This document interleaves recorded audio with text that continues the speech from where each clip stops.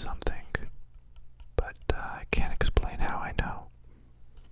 PVC stands for polyvinyl chloride. You can Google it. I'm right. And it's a plastic polymer that's not too awful for the environment because it's one of the better recycled plastics is the term that I'll use. You can take this apart with relative ease, a little bit of twisting motion and pulling can let you take this apart, and it can be cut and even bent and molded to various different shapes. I'm quite handy, as in I like to make a bunch of things, but nobody will tell you that I've ever made anything quite good. That is why all of these cuts are lopsided, and you can tell by the discoloration and staining that these pieces in particular have been used in multiple projects. I won't tell you what this setup specifically was made for, because that is a secret only I can tell. But I've also used PVC piping to make bows. That is a bow and arrow assembly, something that shoots arrows. If you heat up this type of plastic, you can mold it and bend it any which way you want. And if you flatten the PVC, it becomes very elastic.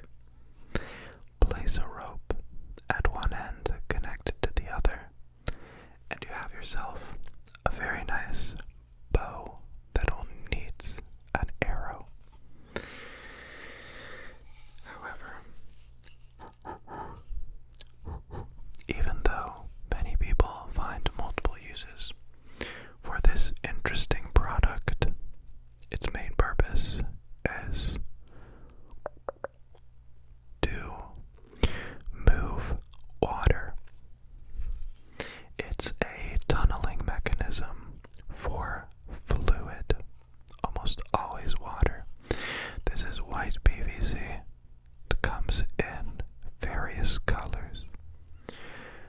The ones that are known to me are red, gray, and white.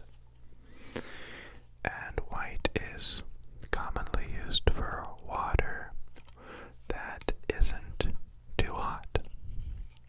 Red is for hot, and gray is for outdoors, where it's exposed to the elements. I wouldn't quote myself on the color chart, but it's quite easy to find out if you ever need to know. So, there you have it. Some PVC piping and linkages. The second item that I would like to present to you is this. This right here is a paper casing, a very, very well designed paper casing. Much simpler times with much better design, in my opinion. And this, in fact, holds VHS tapes. So it's a paper housing, more so for design. Really no other purpose apart from some information on the back.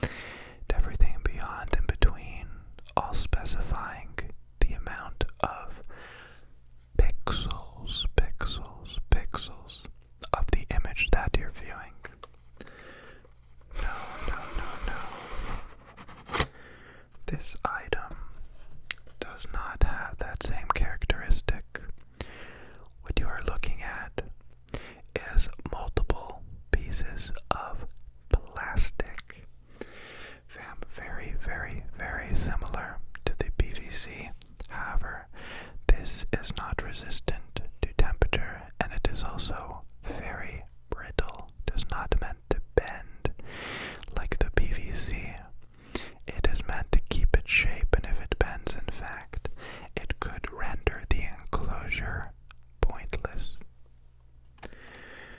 So it holds film inside here, and it has, on this side you'll see it better, it has two sprockets right here, and these each house rolls of that film. So when placed inside a VHS player, a receptacle for this item, two motors in the VHS player will spin both these sprockets at the same time and at the same speed to one another.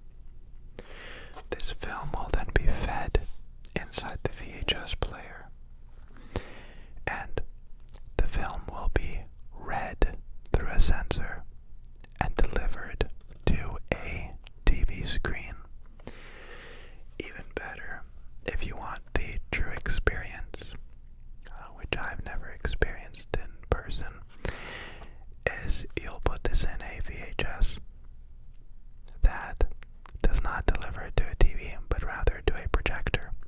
So it pulls out the film and it lays it into a projector, which simply magnifies the image onto a surface in which you can view it.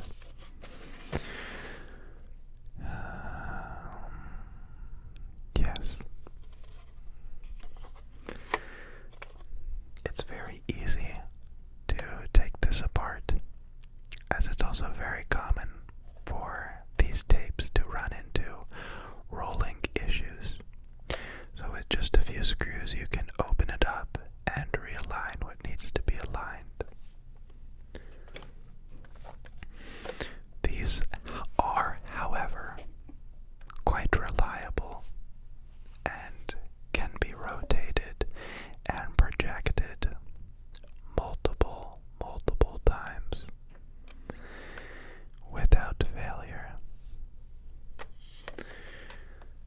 These, however, are, actually I'm not sure, they might be rewritable. I guess it depends on the mechanism inside, right? So this is a VHS, which is a plastic housing with two wheels on the inside with film wound around. The wheels and fed squarely through the top flap here, which opens up once inside a VHS player. And as stated, potentially more importantly, are these very beautiful, beautiful, beautiful housings for the VHS tape. One thing I forgot to mention was a very important feature on the backside of the VHS tape, and it's a place to write down what is on the tape. Same goes for the face. Most people, when they're getting a VHS, they see this, and that's how they know what is on it. Very nice. Very nice.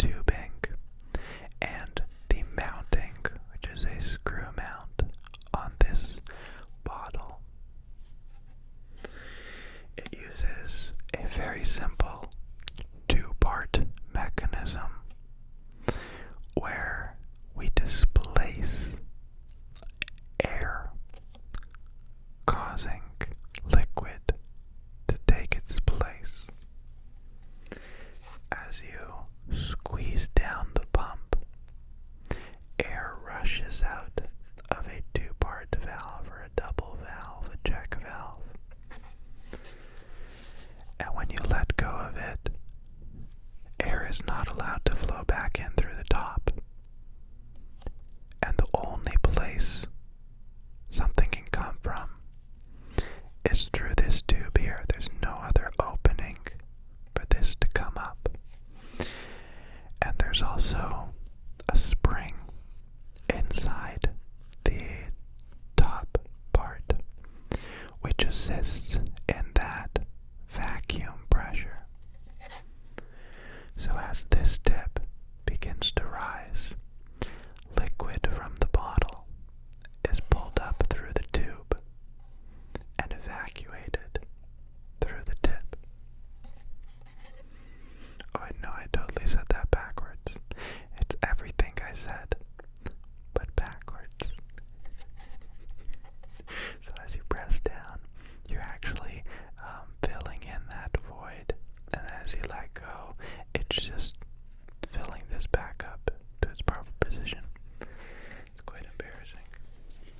I should specify right away, I'm opening up myself to a lot of people, saying, no, that's not how that works.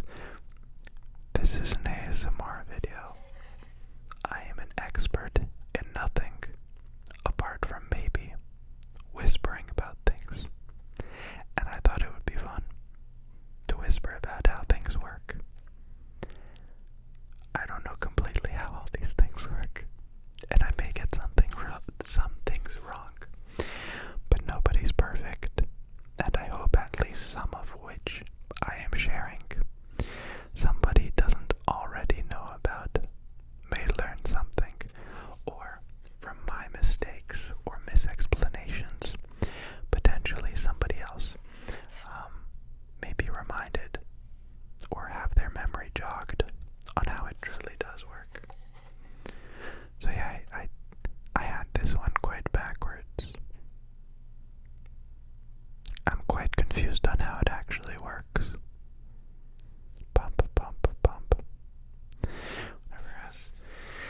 Let's just move on in those situations. What would I like to explain to you next?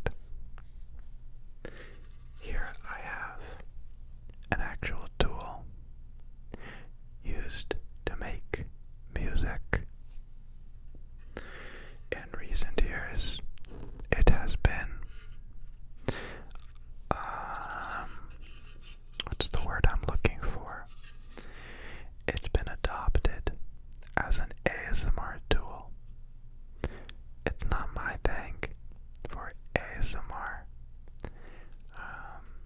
I'll give you a demonstration in the most gentle way. Trust me, I understand.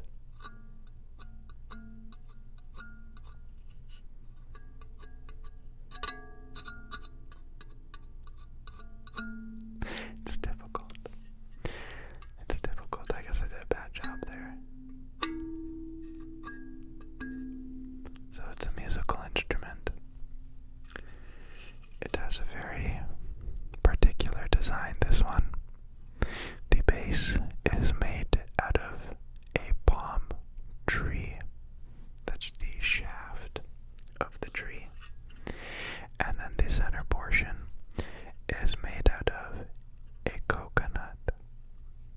It's sliced off at two different parts. And you're seeing more so the middle portion of the coconut here. And that creates the main resonating body.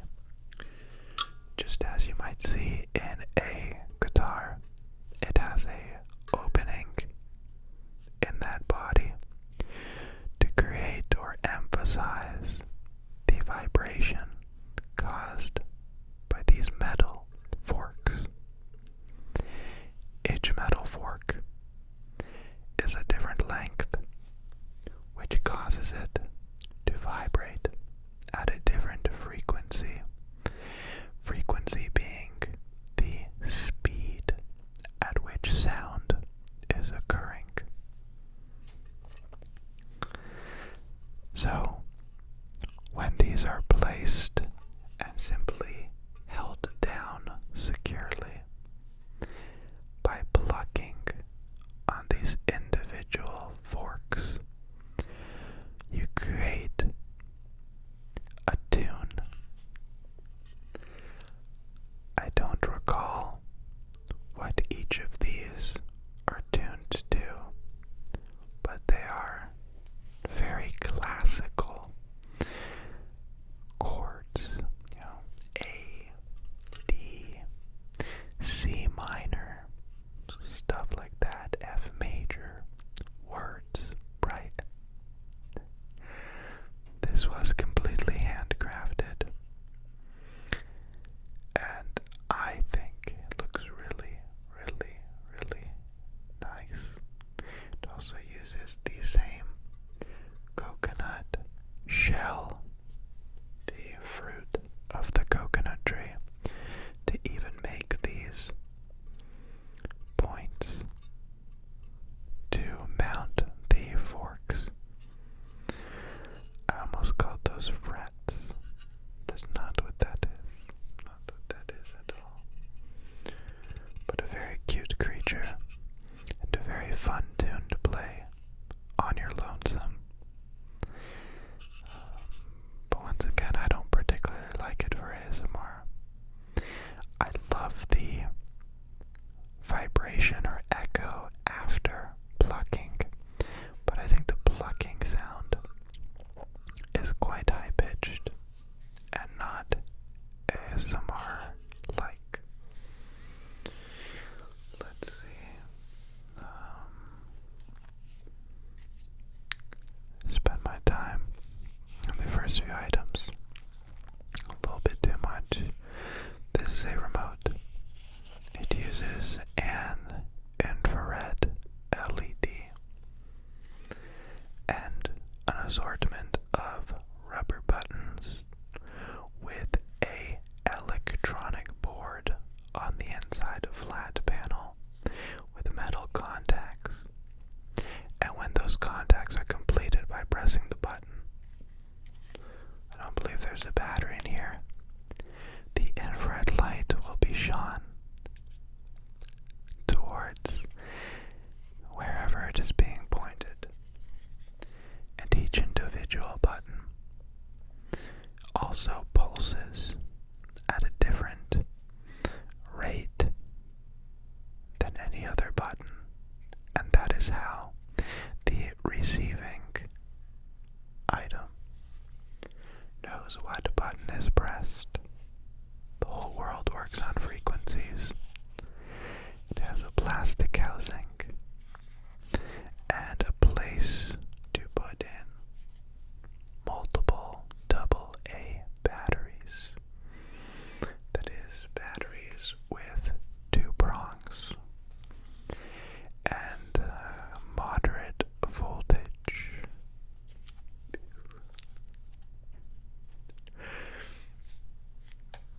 Continuing on with electronics. This here is a very old school but effective plug adapter. This is the American standard plug with a ground, and it turns one port for AC power into 3 ports of AC power. AC meaning alternating current that goes forwards and backwards. DC current being one direction. Everything you see in your house is AC pretty much. The only thing you see DC in your world is in your car. And it accomplishes this in a very simple method. It has contacts that connect each of these ports to the corresponding prong on the original mount. There's no circuitry, there's no safety necessarily, it just uses the ground port here. But because items that we use in our home are rated well